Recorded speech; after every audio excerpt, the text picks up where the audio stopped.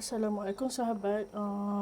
Gulai ni dah hampir masak sebabnya saya dah gaulkan ikan ni bersama bawang. So asam keping, bawang merah, bawang putih, halia dah ditumbuk lah dengan asam keping supaya macam meresap lah masam tu. So memang dia tak halus sangat lah, tapi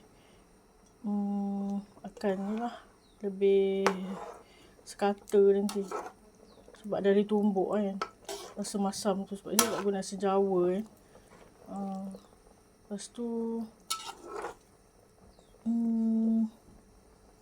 ini tunggu mendidih je lah lagi. Saya tadi dah letak garam dan ajinomoto. Saya juga letak belacan, daun kunyit dan daun limau purut. Okey lah, dah masak dah ni. Saya tutup api. Dia dah masak awal dah ikan tu.